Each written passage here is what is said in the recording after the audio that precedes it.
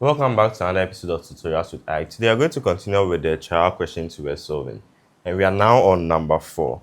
So, number 4 is a question on risk and returns and portfolio as well. So, let's see what it says. So, it says the following are the previous returns of Company A and Company B, respectively.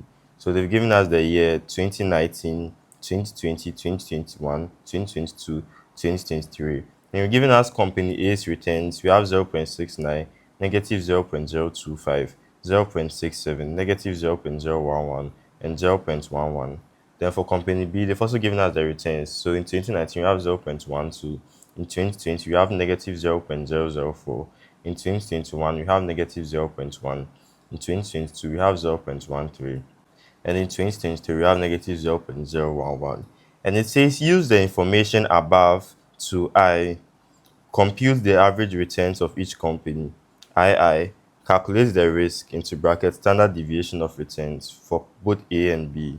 Calculate the coefficient of variation for both companies. Calculate the portfolio risk and return, assuming the assets are equally weighted.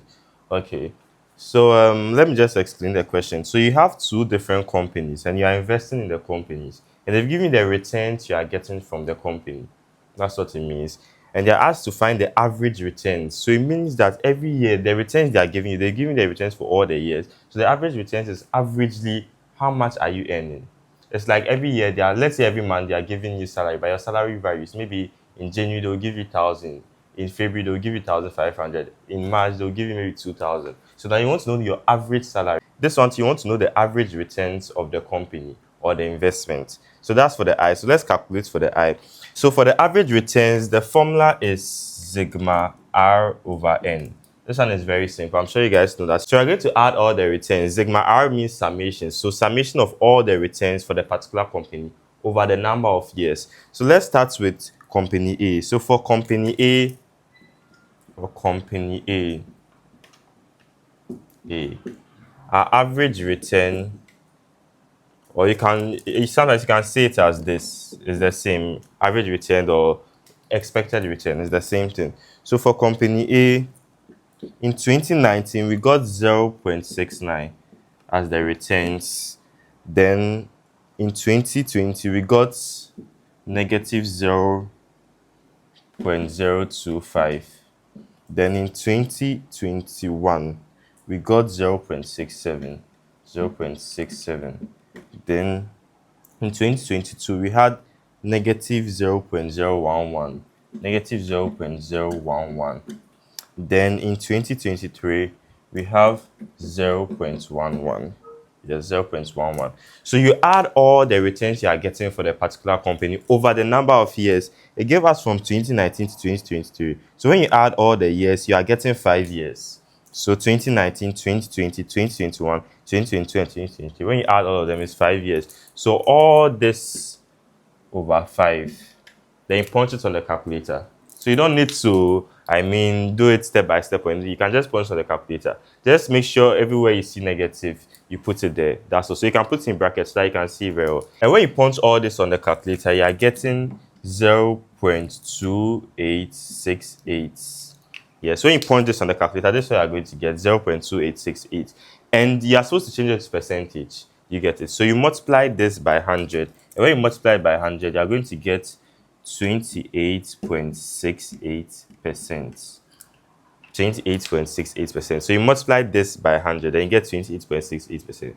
So the average returns for company A is 28.68%. So we'll do the same thing for company B. So let's go to company B.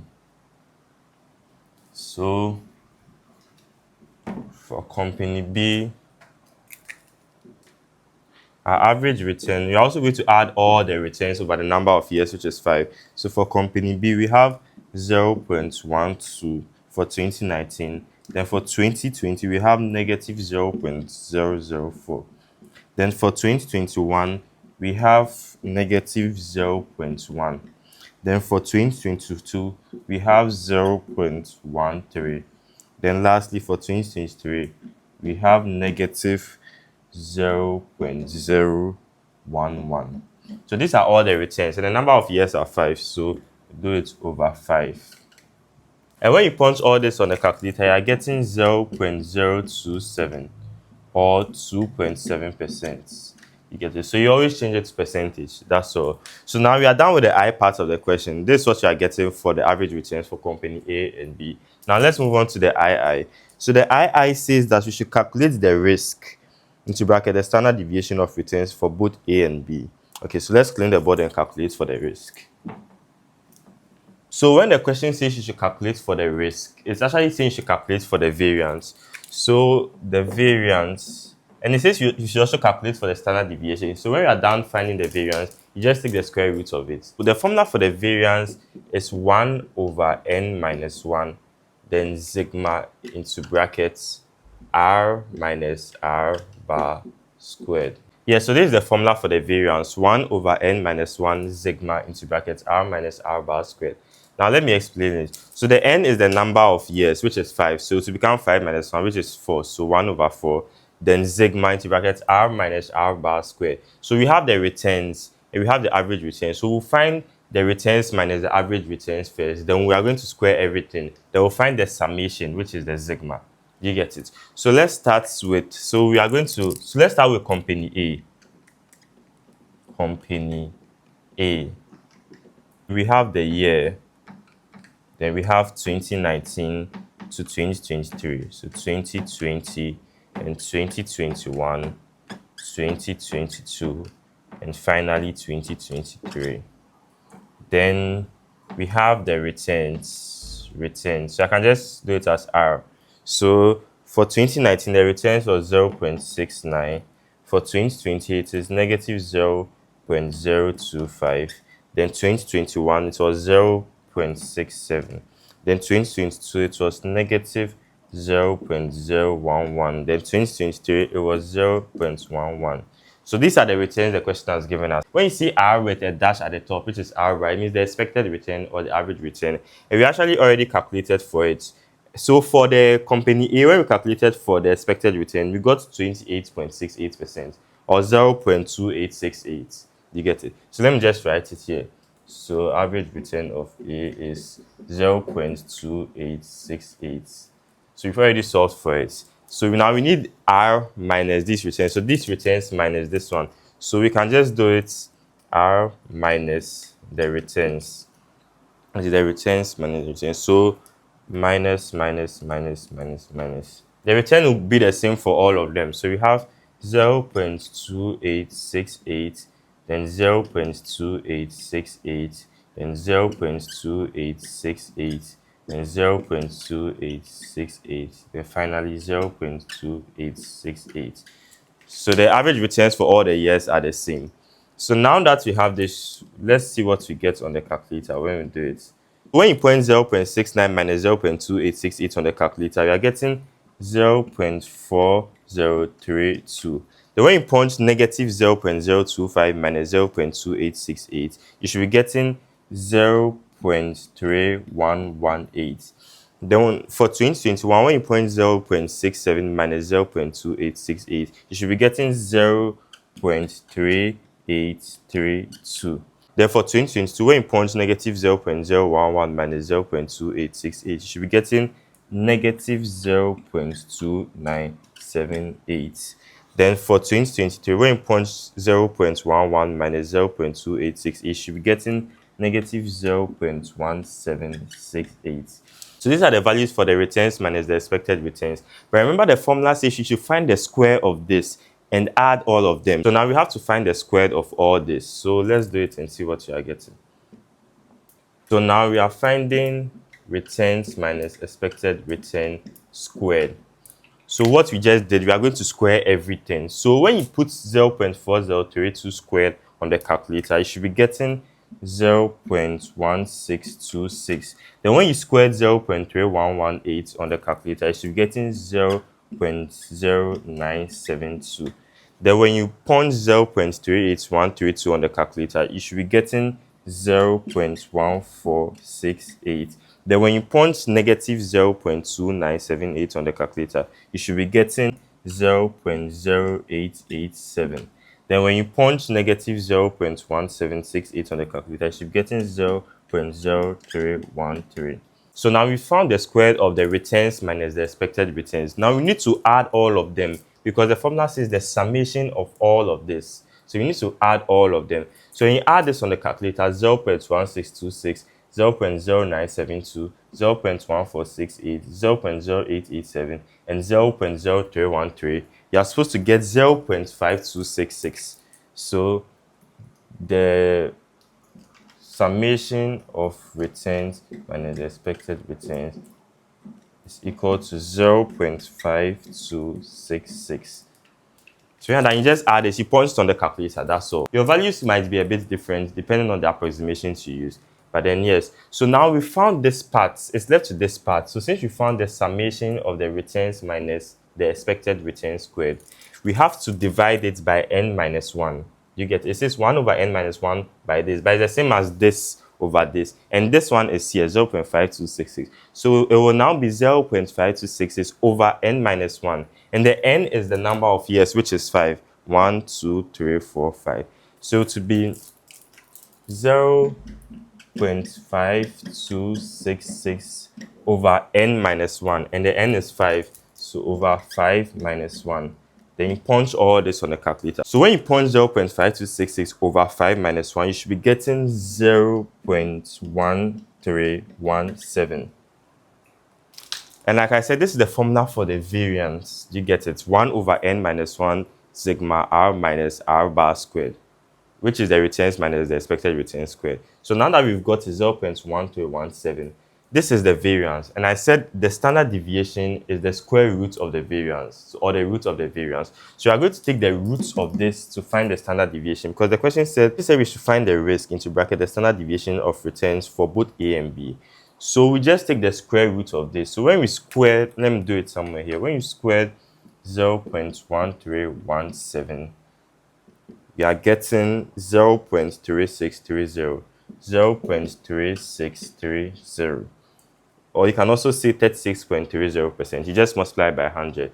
So 36.30%. That's what you are getting. So the standard deviation is equal to 36.30% for company A. So that's how you go about it. So we are going to do the same thing for company B. So let's do the same thing for company B. For company B, we are going to clean the values. So we're also going to input the values for company B there. Then this one too will be different. So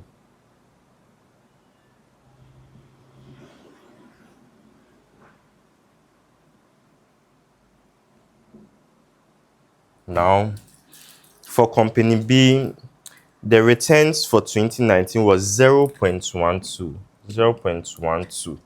Then for 2020 it was negative 0.04. Then for 2021 it was negative 0.1. Then for 2022 it was 0.13.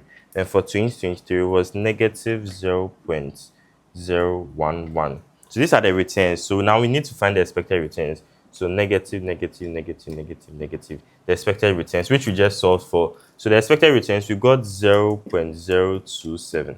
So minus 0.027, minus 0.027, minus 0.027, minus 0.027.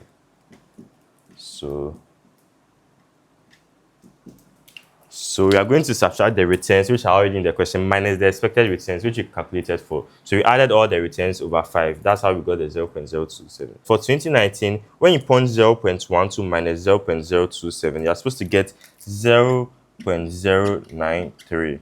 Then when you punch negative 0.04 minus 0.027, you're supposed to get negative 0.031. Then when you punch negative 0.1 minus 0.02, so you're supposed to get negative 0.127. Then when you punch 0.13 minus 0.02, so you're supposed to get 0.103. Then when you punch negative 0.011 minus 0.02, so you're supposed to get negative 0.038. Yes, this is what you're supposed to get for the values. You might change yours to 3 or 4 decimal place or 5. You get the same thing at the end of the day. So yeah, so these are the values for the returns minus the expected returns. So now I'm going to square all of this. So we have 0.093 squared. So 0.093 squared. So 0.093 squared should give you 0.0086. So you just do it on the calculator. The negative 0.031 should give you 0.0012. The negative 0.127, which is for 2021, should give you 0.0161. Then 0.103 squared should give you 0.0106. Then lastly, 0.038 squared should give you 0.0014. So now we've got our returns minus the expected return squared. Now we have to add all of it. Yes, because the formula is summation of this. Then we divide it by an n minus 1. So when we add the returns minus the expected returns, so the summation of the returns minus the expected returns, when we add all of it, we are supposed to get 0.0377. So when we add all of this, but remember it is over n minus 1. So we divide it by n, which is 5, the number of years, 2019 to 2023, minus 1. So it's going to be 0.0377 over 5 minus 1. And when you do that, you're supposed to get 0.00943. So straight away, this is our variance. You get to the formula or the risk. But then the question says you should calculate the standard deviation. So standard deviation is more like a stricter way of calculating the risk. You can actually use this one to determine the risk of a company, just that it will be so difficult because look at the number of decimals. Do you get it? But the standard deviation gives you the percentage. Do you get it? So to find the standard deviation, you just take the square root of this. So the standard deviation is the square roots of 0.0943. And when you do that, you're getting 0.0971 or 9.71%. Yes. So this is the standard deviation for company B. Well, this was actually for company B. I was supposed to change this. Yes, so for company B. Yes. So now we are done with the risk and the standard deviation for company A and B. The III says you should calculate the coefficient of variation for both companies. So let's do that. So let me clean the board so that we solve for it. So the III says you should calculate for the coefficient of variation for both companies. And the formula for the coefficient of variation is standard deviation over the average return. So standard deviation over the average return. Let me write it well. So standard deviation over the average return. So please keep this formula in your head. The coefficient of variation is always the standard deviation over the average return. Yes, for coefficient of variation. So coefficient of variation. So sometimes you see it as CV, or the same as coefficient of variation. Now, we are going to do for both companies. So let's start with company A. So for company A, the standard deviation, so we actually solved for it. And when we solved for it, our standard deviation for company A was 0.3630. So 0.3630 over, then our average return for company A was 0.2868. So we've already solved for this. So here I'm just going to input it, that's all. So when you do this on the calculator, you should be getting 1.2657. Yes, 1.2657. So yes, this is how you go about it. So most of the time, by the time they'll ask you for the coefficient of variation, you would have already calculated for the standard deviation or the average return. But then if this was the first question, assuming this was I, you would just need to find the standard deviation, then you find the average return, then you do the standard deviation over the average return. So this is for company A. Now let's do for company B. So for company B,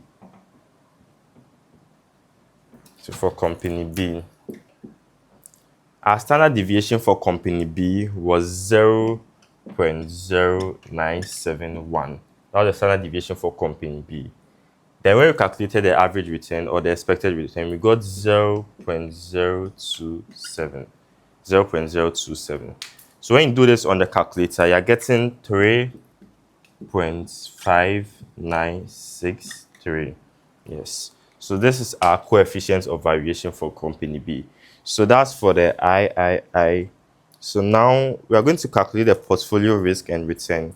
A lot of people have challenges with this, so let's go through it step by step. So let me clean the board and we do it. So now we are going to move on to the portfolio risk and return. So the question says, that's for the IV, calculate the portfolio risk and return assuming the assets are equally weighted. So portfolio just means that you're investing in 2 or more companies. Usually it's 2 companies or 2 investments. And the reason why people do that is because you don't want to like get a lot of risk. You get it? Because if let's say I'm investing in 2 companies, the likelihood of me not getting my money back is low. Because one is likely to work out and maybe the other one will not work out. But if it's just one, once I invest and the money, it doesn't work out, it means that's so. But if it's 2, one is likely to work out. So that's the meaning of portfolio. So the question says that calculate the portfolio risk and return, assuming the assets are equally weighted. If the question says the assets are equally weighted, it means that you're investing the same amount of money in both investments. So for company A and company B, if it's 10,000 you're investing, it's 10,000 for company A and 10,000 for company B. You get it? You're investing the same amount. And for the portfolio return, the formula is the weight of A times the average return of A plus the weight of B times the average return of B. So let me write it. So for portfolio return, the formula is weight of A times the average return of A plus the weight of B times the average return of B. So this is the formula for the portfolio return. So the question says calculate for the portfolio risk and return. So we'll start with the portfolio return. So this is the formula you use. So it says company A and company B. That's why you are using A and B. So if it's C and D, you do same. So the weight means how much you are putting in it. And the question says the assets are equally weighted. So the value of the full weight is 1. You get it. But since this time there are 2 investments and you've put 50-50 in it, it's going to be 0.5. It's 1 that you are dividing into 2, so 0.5. So let's solve for it. So for portfolio return, the weight of A will be 0.5. So that's when they are equally weighted. Then times the average return of A. We've already solved that, so it will be easier. So the average return of A, when we solved it, we got 0.2868. That's for the average return of A. Now you solved it. Then the weight of B is also going to be 0.5 because it's half of 1. You get it, so 0.5. Then our average return of B, we already solved it, and we got 0.027. 0.027. That's for the portfolio return. Very simple. So you punch all this on the calculator. When you do that properly, you should be getting 0.1569. Or you can multiply it by 100. When you multiply this by 100, you're going to get 15.69. You can do 15.7 to 1 decimal place. Yes, so percentage, sorry. Yes, so the portfolio return is 0.1569 or 15.69. And that one, you do it together. It involves both the A and B, so you don't do for A and B. And you do it together. So portfolio, you always do it together. That's the difference between portfolio and the normal risk and returns. So now you're done with the portfolio return. You're going to move on to the portfolio risk. So let's clean the board and do it. So now I'm going to move on to the portfolio risk, which is the same as the portfolio variance. So the question says you should find the portfolio risk. Anytime they say you should find the portfolio risk, you find for the variance and the standard deviation, both of them. You can't find the standard deviation without finding for the portfolio variance. So the formula for the portfolio variance or the portfolio risk, let me do portfolio variance. So once it says you should find for the portfolio risk, the first thing you find is for the variance is the weight of A times the standard deviation of A. Then you square this one. Whatever you get here in bracket, then you square it. Then plus, you do same for B. So weight of B times the standard deviation of B. Then you also square it. So whatever you get in the bracket, then you square it plus 2 into brackets weight of A. So it's not likely to go here. So I'll continue down into brackets weight of B. Then so I'm going to continue. So you just add everything in one line, but mine couldn't go here. So Then so weight of A, then weight of B, then the standard deviation of A, and multiply by the standard deviation of B, then times the correlation coefficients. So this is the formula for the portfolio variance: the weight of A times the standard deviation of A all squared plus the weight of B times the standard deviation of B all squared plus 2 times the weight of A and the weight of B and the standard deviation of A and the standard deviation of B. Now we have the weight of A, which I said is 0.5. The standard deviation of A, so we've solved for it. We've solved for the weight of B. We solved for the standard deviation of B. The weights we solved for them. We solved for the standard deviation. So the only thing we need now is the correlation coefficient. So you have to find the correlation coefficient. And the formula for the correlation coefficient is the covariance of A and B over the standard deviation of A times the standard deviation of B. This is the formula for the correlation coefficient. But we also don't have the covariance. You've not solved for it yet. And the formula for the covariance is 1 over n minus 1 times sigma into bracket the returns of A minus the average returns of A. Then close the bracket. Then times again, you do same for B. So the returns of B minus the average returns of B. So you multiply both of them. So let's do it so that you get it well. So for that one, we are going to do a new table. So let me do it here so that you understand it. It's going to be small, but I hope you guys will be able to see. So we have 2019, 2020, 2021, 2022, and 2023. Yes. So let me just write a formula here. So the formula for the covariance is equal to 1 over n minus 1, then times sigma into brackets the returns of A minus the average return of A times the returns of B minus the average returns of B. So this is the formula for the covariance. So 1 over n minus 1 times sigma into bracket the returns of A minus the average returns of A. Then close bracket into bracket the returns of B minus the average returns of B. And the good thing is that we've already solved for the returns minus the expected returns for both A and B. So we just do it. So the table that we did, the one we solved for the returns minus the expected returns, we are going to multiply by this. So when we did it for A in 2019, we multiply by this for B in 2019. So we are going to do. So let me put it here. So okay, let me stand here so that you see. So we have returns of A minus the returns of A, minus the expected returns of A, then times the returns of B minus the expected returns of B. So when we are solving for the risk, we solve for the returns minus the expected returns. Remember to find the risk. So for A in 2019, the first one we got was 0.4032 when we solved for it for A. Then for 2020, so I'm doing for company A first for the company B. Then for 2020 we got negative 0.3116. Then for 2021 we got 0.3832. Then for 2022 we got negative 0.2978. Then for 2023 we got negative 0.1768. So this one you don't need to calculate for anything again. Just go back to where you are finding the returns minus the expected returns for the A, then you put the values there. Then you come and do the same thing for the B. So for the B, when we find the risk of the B, you solve for the returns minus the expected returns. So that one too is going to be times. So for the returns minus the expected returns for B in 2019, we got 0.093. Then for 2020, we got negative 0.031. Then for 2021, we got negative 0.127. Then for 2022, we got 0.103.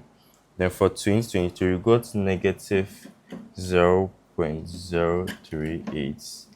You just multiply the returns minus the expected returns of A and the returns minus the expected returns for B. So you just multiply them. And when you do it on the calculator, when you do 0.4032 times 0.093, you should be getting 0.0375. 0.0375. Then for 2020, when you do negative 0.3116 times negative 0.031, you should be getting 0.0097. So 0.0097. Then for 2021, when you do 0.3882 times 0.127, you should be getting negative 0.0487. Negative 0.0487. That's for this times this. Then for 2022, when you do negative 0.2978 times 0.103, you should be getting negative 0.0307. Negative 0.0307. Then lastly, for 2023, when you do negative 0.1768 times negative 0.038, you should be getting 0.0067. 0.0067. Yeah, so now we finished multiplying the returns minus the expected returns for both A and B. So when you get to this stage, what you are going to do is that you add all of them. What you just multiplied, you add all of them, because the formula says the summation of all of this. Anytime you see sigma, you add all of this. When you get this, then you add all of them over the n minus 1, which the n is 5, so 5 minus 1. So when you add all of this properly, you should be getting, so for the covariance, so for only this side, when you add all of them, you should be getting negative 0.0255 for only this. So you are going to multiply it by 1 over n minus 1, which is the same as over n minus 1. And the n is 5, so over 5 minus 1. When you do negative 0.0255 over 5 minus 1, so it's the same as over 4. You're getting 0.0064. So 0.0064. So now we found for the covariance. So our covariance is 0.0064. But remember, we needed it for the correlation coefficient so that we can finally find the portfolio variance. So now the correlation coefficient, we found the covariance. Now the correlation coefficient is going to be, so let me do it on top. The correlation coefficient is going to be, which is the covariance of A and B, which we just solved for. So 0.0064. 0.0064. Oh, sorry. So 0.0064, which is right here. Then over the standard deviation of A and the standard deviation of B. And the standard deviation for A was 0.036, right? Then our standard deviation for B, when we solved for it, was 0.097. So now we have 0.0064 over 0.0036 times 0.0097. When you do this on the calculator, so let me clean this side. When you do this on the calculator, you should be getting negative 0.1816. Negative 0.1816. So now this is the covariance, then the standard deviations, which are here. So now we finally found the correlation coefficient. We found the correlation coefficient which you needed for here, and we already have the weight of A and the standard deviations as well. So you can just put it in the portfolio variance to find it. So let me clean this part. So I leave the portfolio variance. So it's actually a bit lengthy, so you just have to chew the formulas. That's all. Once you chew the formulas, you'll be good to go. So now, yes, this is the formula for the, so let me just clean this side. So we found our correlation coefficients. So this is the formula for the portfolio variance. So the weight of A, so the weight of A is 0.5. I told you one of the questions says is equally weighted. The one you see equally weighted, the weight is always 0.5. Then times the standard deviation of A, which we already solved and got 0.363. Then all this squared. So don't forget to square it. Then plus the weight of B is still 0.5 because it's equally weighted. times the standard deviation of b. When we solve for the standard deviation of b, we got 0.0971. Then don't forget to square it, plus 2 times, so let me just continue, plus 2 into brackets the weight of a. The weight of a is 0.5. Then into brackets weight of b, which is also 0.5. Then standard deviation of a, which is 0.363. Then the standard deviation of b, so then times the standard deviation of b, which is 0.0971. Then times the correlation coefficient, which we just solved for, which is negative 0.1816. So you can just put it in brackets, negative 0.1816. Then you punch everything on the calculator. And when it gets to this point, please do it very well. When you punch it on the calculator, please put everything in brackets and square it, or you can easily get it wrong. So when you punch all this on the calculator, we have into brackets 0.5 times 0.363 squared, plus into bracket 0.5 times 0.0971 squared, then plus 2 into bracket 0.5, then close the bracket, then into bracket 0.5, then close the bracket again, then open the bracket 0.363, then close the bracket, then open the bracket, then 0.0971, then close the bracket, then open another bracket, then negative 0.1816. This is how I'm supposed to do it on the calculator. So when you do it properly, you should be getting 0.0321. 0.0321. So this is our portfolio variance. And I said when the question asks you for the risk, you always use the standard deviation. But I can't find the standard deviation without finding the portfolio variance. And the standard deviation is the root of the variance. So the root of this. So now it's going to be, so the standard deviation is going to be the roots of what you just got, which is 0.0321. Then it will be equal to 0.1792, or so you multiply it by 100. The standard deviation always multiply by 100, so you get 17.92%. So our portfolio risk, or the portfolio standard deviation, is 17.92%, or 0.1792. So that's how you go about it. And I heard for the exams you'll be given 5 questions, then you choose 3 out of the 5. For me, I'll not really advise you to go for portfolio if you can solve the other ones. Sometimes you have a situation where you can solve all of them if you can solve the other ones. And I have some topics that I'm predicting to come this year, and one of them is portfolio. But then if it comes and you can do the other ones, I advise you to choose the other ones, because this one, you realize that when we started in we calculated for the average returns, then so use the values for I to solve for II, and use it to solve for II again. So once you make a mistake, it means everything you do is wrong. But some of the questions, once you get maybe the I wrong, you can get the II correct. You can get the II wrong, then get some of them correct. You get it. But this one, once you make a mistake at any point in time, you can easily get 0 out of 20. You get it. So please, when you are solving this particular one, please be very careful when you're calculating the calculations. Make sure you don't rush. Just take your time and calculate everything well.